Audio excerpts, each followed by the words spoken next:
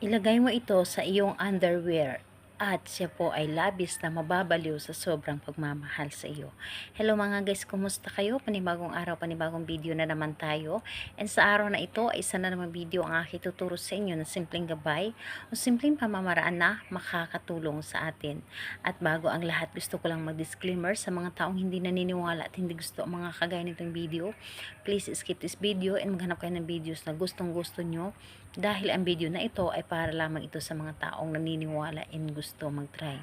Sa lahat po ng mga nagko-comment dito sa aking video dito sa loob ng aking channel, mag-iingat sa lahat ng mga nagre-reply sa inyo na dinadala kayo sa kanilang WhatsApp and Imo app upang makaiwas po tayo sa scam. Ngayon po ituturo ko sa inyo paano siya mababaliw ng husto sa pagmamahal sa inyo. Yung tipong maging sunod-sunuran siya sa anuman ang gusto mo. Ito ay pwedeng gawin sa parehas ang kasarian, babae ito babae, and lalaki ito lalaki. And syempre naman sa ating babae at lalaki na mag-partner. And pwedeng-pwede mo rin itong gawin kahit na kayo ay magkalapit at magkalayo sa isa't isa. So dito, ang kailangan lamang natin dito, maghanda ka ng inyong underwear. So, pwede namang gamit na, pwede ring hindi. So, basta ito ay inyong nasuot na. And ayun po, kailangan din natin dito ng papel na maliit at panulat. So yun ang dapat natin na ihanda lamang. So ayun po, kapag handa na yung aking mga naibanggit na ating gagamitin, ang isunod mo ihanda isang inyong sarili. Handa mo inyong sarili, kailangan na alam mo sa iyong sarili na gustong gusto mo itong gawin.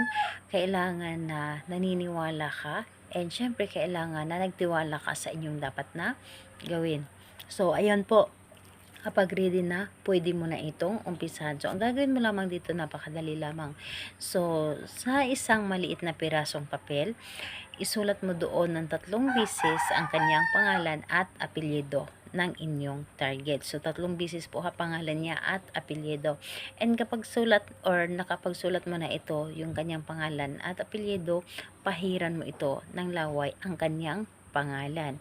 Yes po, pahiran mo ito ng laway at saka mo ito hawakan ang papel. Hawakan mo na sa pamamagitan nito, ikaw ay maging sunod-sunuran sa lahat ng gusto ko. Mamahalin mo ako ng labis-labis, mababaliw ka sa iyong pagmamahal sa akin, at ako lamang ang iyong mamahalin habang buhay. And pagkatapos mong sabihin dito lahat-lahat, ang papel na iyon na inyong sinulatan ay itupi mo lamang ito ng isang bisis.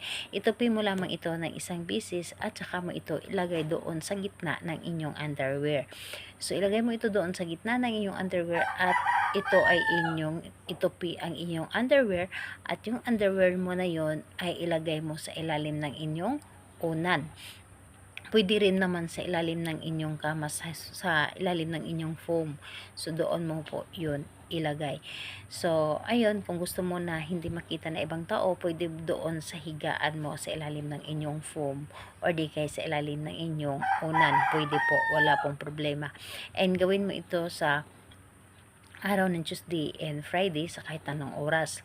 And ayun, pwede naman sa ibang araw kung nararamdaman ninyo na para bang hinihila kayo na gawin ito. So ayun po, salamat po sa inyo. Bye bye everyone. God bless us all.